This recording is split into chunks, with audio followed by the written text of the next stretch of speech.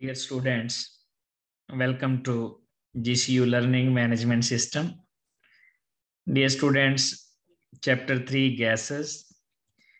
Last lecture में हमने kinetic molecular equation से Boyle's law, Charles law, Avogadro's law और ग्राहम्स लॉ ड्राइव कर लिए थे। आज हम kinetic interpretation of temperature discuss करेंगे। अगर आपको याद हो, काइनेटिक मॉलिक्यूलर थ्योरी का लास्ट अजम्पशन जो था वो था कि एब्सोल्यूट टेम्परेचर और काइनेटिक एनर्जी का डायरेक्ट रिलेशन है, average kinetic energy. Average kinetic energy is directly proportional to absolute temperature.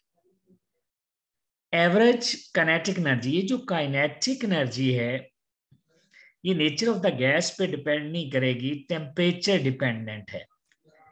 यानी अगर दो गैसेस का टेम्परेचर सेम है तो उनकी एवरेज काइनेटिक एनर्जी भी सेम होगी। ये जो अजम्पशन है, ये जो रिलेशन है टेम्परेचर का और काइनेटिक एनर्जी का, ये हमने काइनेटिक मॉलिक्यूलर इक्वेशन से एक्सप्लेन करना है।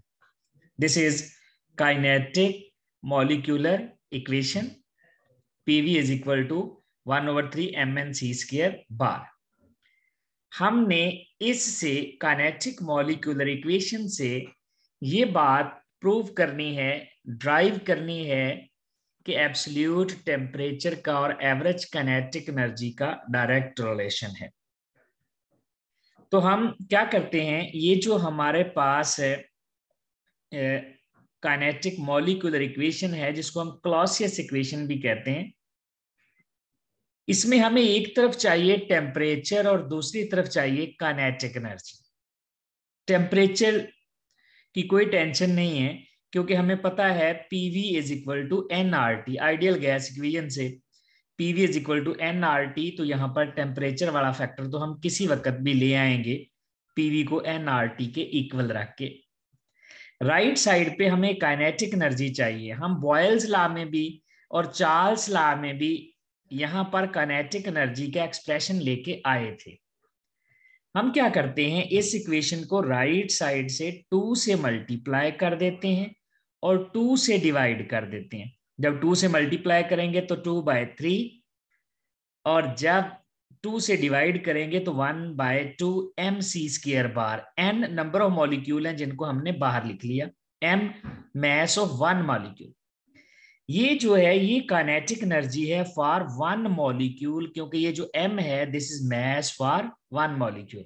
यानी काइनेटिक एनर्जी बराबर होती है हाफ mc² बार के, और ये काइनेटिक एनर्जी है कितने मॉलिक्यूल की? एक मॉलिक्यूल की, 1 मॉलिक्यूल की है। हम इस काइनेटिक एनर्जी को n नंबर ऑफ मॉलिक्यूल से मल्टीप्लाई करके जितने मर्जी मॉलिक्यूल की काइनेटिक एनर्जी निकाल सकते हैं। तो इसलिए हमने n को बाहर लिख लिया। इसकी जगह पर हम काइनेटिक एनर्जी लिख सकते हैं। क्यों? इसको सब्स्टिट्यूट कर देते हैं, क्योंकि ये इक्वल है काइनेटिक एनर्जी के। तो इसकी जगह पर आ गया काइनेटिक एनर्जी। PV अपनी जगह पर मौजूद है, 2/3 n भी है, इसकी जगह पर काइनेटिक एनर्जी आ गया। अब n है हमारे पास नंबर ऑफ मॉलिक्यूल्स। अगर हमारे पास number of molecules Avogadro number के बराबर हो, यानी 1 मोल गैस का हो, तो 1 मोल का मतलब है उसमें मॉलिक्यूल कितने होंगे? एवोगैड्रो नंबर के बराबर। काइनेटिक एनर्जी एक मॉलिक्यूल की हमें पता है, हम उसको जिससे मर्जी मल्टीप्लाई कर दे, तो हम इसको एवोगैड्रो नंबर से मल्टीप्लाई कर देते हैं, यानी n की बजाय हम एवोगैड्रो नंबर ले लेते हैं। तो PV वही मौजूद है, 2/3 भी है, n की जगह हमने एवोगैड्रो नंबर लिख लिया कि ये काइनेटिक एनर्जी को हमने एवोगैड्रो नंबर से मल्टीप्लाई कर दिया। अब PV को काइनेटिक एनर्जी हमें मिल गई है एक साइड पे, दूसरी साइड पे हमें क्या चाहिए? टेम्परेचर।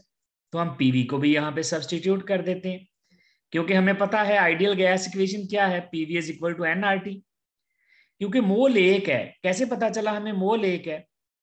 क्योंकि यहाँ पर जो मॉलिक्यूल है वो एवोगैड्रो नंबर के बराबर है, यानी 1 मोल के मॉलिक्यूल है।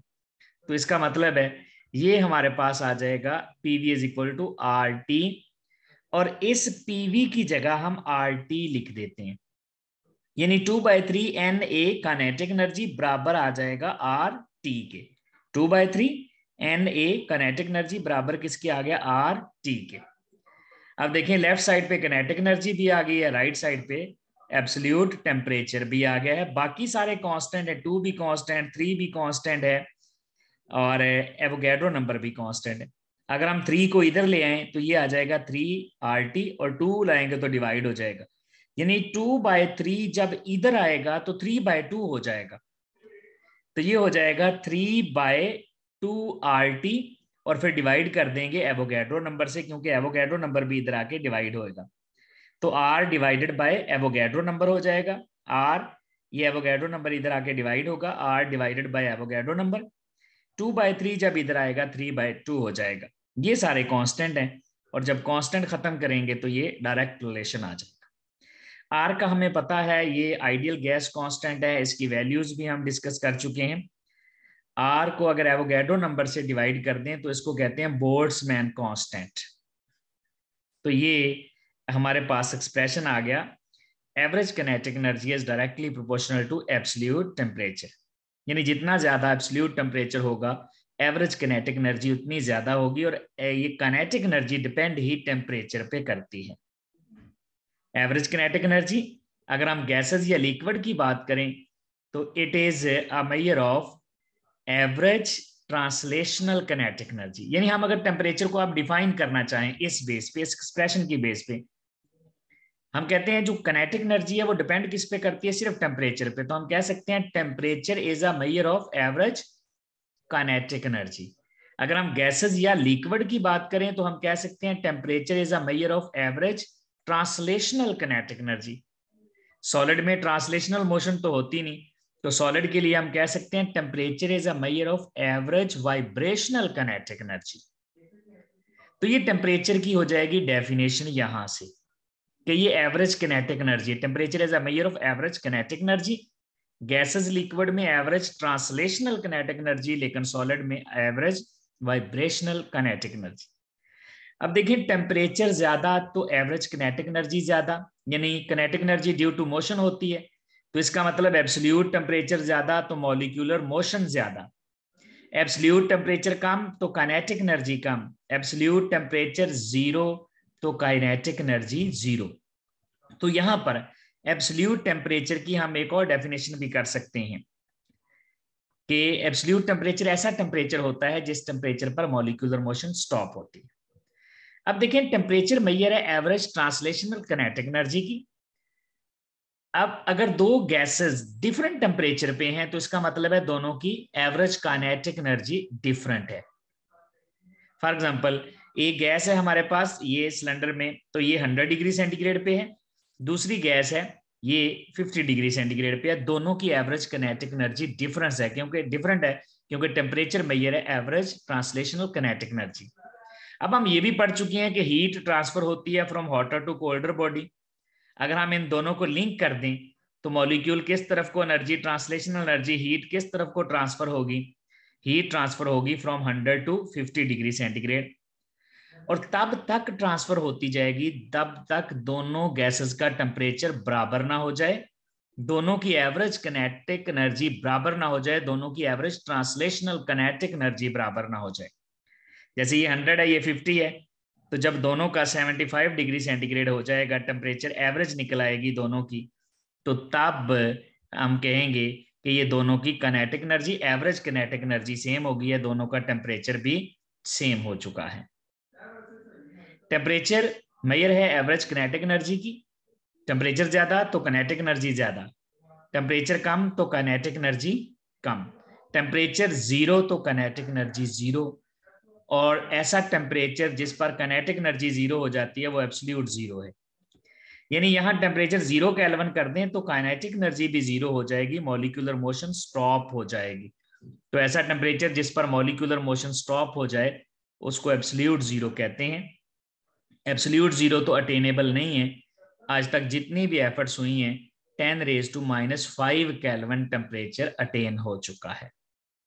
तो ये है डियर स्टूडेंट्स है। अच्छा, कुछ लोगों को एक और आखिरी बात जाते जाते, कुछ लोगों को कंफ्यूजन होती है कि 10⁻⁻⁵ केल्विन शायद 0 से छोटी वैल्यू है। तो याद रखिएगा ये 0 से बड़ी वैल्यू है, 0 केल्विन अटेनेबल नहीं है, ये 0.00001 केल्विन है। तो ये था डियर स्टूडेंट्स हमारा आज का lecture. Thank you very much.